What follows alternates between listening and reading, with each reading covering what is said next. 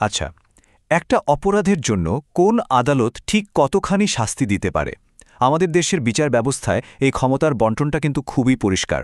তো আজকের এই আলোচনায় আমরা ঠিক এটাই জানব, ফৌজদারি আদালতগুলোর ক্ষমতার কাঠামোটা ঠিক কেমন, কার হাতে কতটুকু ক্ষমতা। চলুন তাহলে এই ব্যবস্থার একেবারে ভেতরে গিয়ে ব্যাপারটা বোঝা যাক। প্রশ্নটা খুবই সহজ আর সরাসরি, তাই না? কোন আদালতের শাস্তি দেবার ক্ষমতা কতটুকু? এই একটা প্রশ্নের উত্তর জানলেই কিন্তু আমাদের দেশের পুরো ফৌজদারি বিচার ব্যবস্থার একটা পরিষ্কার ছবি চোখের সামনে চলে আসবে। চলুন তাহলে এক এক করে এর উত্তর খোঁজা যাক। আমাদের ফৌজদারি কার্যবিধির ৬ ধারা অনুযায়ী বাংলাদেশের বিচার ব্যবস্থাকে মূলত এই ৫টা স্তরের আদালতে ভাগ করা হয়েছে। একেবারে শীর্ষে আছে দায়রা আদালত, আর তার নিচে ধাপে ধাপে রয়েছে বিভিন্ন শ্রেণীর ম্যাজিস্ট্রেট আদালত। ক্ষমতার এই যে পিরামিডের মতো কাঠামো, এটাই আমাদের আলোচনার মূল ভিত্তি। ঠিক আছে, চলুন তাহলে শুরু করা যাক। আমরা একদম ক্ষমতার সর্বোচ্চ স্তর থেকে শুরু করব, মানে হাইকোর্ট বিভাগ আর দায়রা আদালত। ফৌজদারি কার্যবিধির ৩১ ধারায় এদের ক্ষমতা নিয়ে বিস্তারিত বলা আছে। ক্ষমতার একেবারে চূড়ায় আছে হাইকোর্ট বিভাগ, আর এদের এখতিয়ারকে বলা যায় প্রায় অসীম। ফৌজদারি কার্যবিধির ৩১ ধারা বলছে, এই আদালতে শাস্তি দেওয়ার ক্ষমতার কোনো সর্বোচ্চ সীমা নেই। আইন অনুযায়ী যে কোনো শাস্তি, এমনকি মৃত্যুদণ্ড পর্যন্ত দেওয়ার ক্ষমতা রাখে হাইকোর্ট বিভাগ। এবার যদি দায়রা আদালতের দিকে তাকাই, দেখব এখানে ক্ষমতার একটা ইন্টারেস্টিং ভাগ আছে। দায়রা জজ আর অতিরিক্ত দায়রা জজ এরাও কিন্তু হাইকোর্টের মতোই আইনসম্মত যে কোনো শাস্তি দিতে পারেন, কিন্তু দেখুন, সহকারী দায়রা জজের ক্ষমতায় একটা স্পষ্ট গণ্ডি টেনে দেওয়া হয়েছে। তিনি মৃত্যুদণ্ড বা ১০ বছরের বেশি কারাদণ্ড দিতে পারেন না।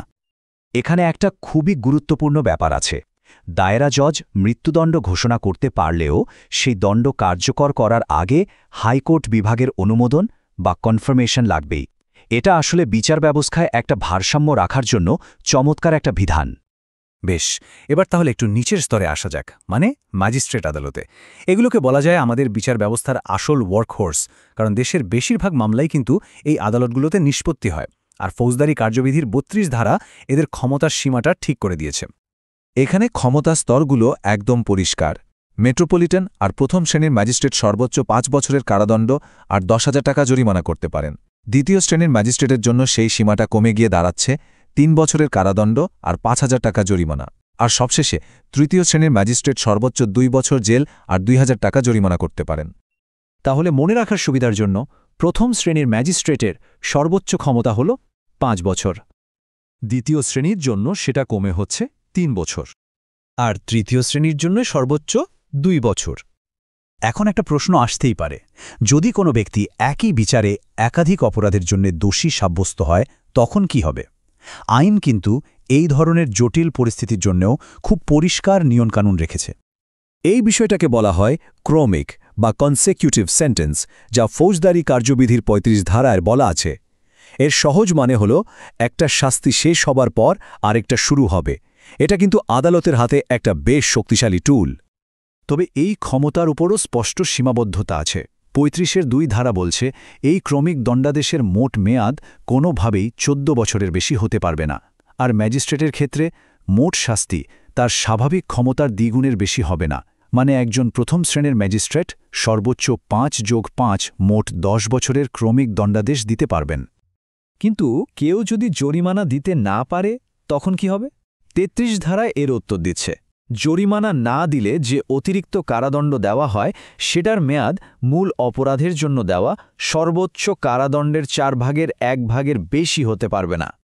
সাধারণ নিয়মকানুনের বাইরেও আইনে কিছু বিশেষ ক্ষমতা আর বিধান রাখা হয়েছে, যা পুরো বিচার প্রক্রিয়াকে আরও নিখুঁত করতে সাহায্য করে। চলুন সেই দিকগুলোও একটু দেখে নেওয়া যাক। আইনে কিছু ম্যাজিস্ট্রেটকে বিশেষ ক্ষমতা দেওয়ারও সুযোগ রাখা হয়েছে। ৩৩ ধারা অনুযায়ী সরকার চাইলে বিশেষভাবে ক্ষমতাপ্রাপ্ত ম্যাজিস্ট্রেট নিয়োগ করতে পারে, যারা তাদের সাধারণ ক্ষমতার চেয়েও বেশি, মানে ৭ বছর পর্যন্ত কারাদণ্ড দিতে পারেন। এটা একটা অত্যন্ত মানবিক এবং গুরুত্বপূর্ণ প্রশ্ন। ধরুন, কোনো অভিযুক্ত ব্যক্তি বিচারের সময় বা তারও আগে থেকে জেল হাজতে আছেন, তাহলে সেই সময়টার কি হবে? এটা কি বৃথা যাবে? না, বৃথা যাবে না। এর উত্তর আছে ৩৫ ধারায়, যেটাকে রুল অফ সেট অফ বলা হয়। আইন বলছে, বিচার শেষে যখন শাস্তি ঘোষণা করা হবে, তখন হাজতে কাটানোর সময়টা মূল শাস্তি থেকে বাদ দিতে হবে। এটা কিন্তু ন্যায় বিচারের একটা খুব জরুরি অংশ। এমনকি এমনও যদি হয় যে একজন ব্যক্তি হাজতে যে সময় কাটিয়েছে তা তার মোট সাজার মেয়াদের চেয়েও বেশি, তাহলে তাকে শুধু সঙ্গে সঙ্গেই মুক্তি দিতে হবে না, তার ওপর যদি কোনো জরিমানা থাকে সেটাও মওকুফ হয়ে যাবে। তাহলে পুরো আলোচনাটা যদি এক কথায় বলি, আমরা দেখলাম যে বাংলাদেশের ফৌজদারি আদালতের ক্ষমতা একটা সুশৃঙ্খল স্তরবিন্যাসের ওপর দাঁড়িয়ে আছে। প্রত্যেকটা স্তরের সীমা নির্দিষ্ট করা, বড় আদালত ছোট আদালতের ওপর নজর রাখছে, আর বিচার প্রক্রিয়ার ন্যায্যতা নিশ্চিত করতেও বিশেষ কিছু বিধান রাখা হয়েছে।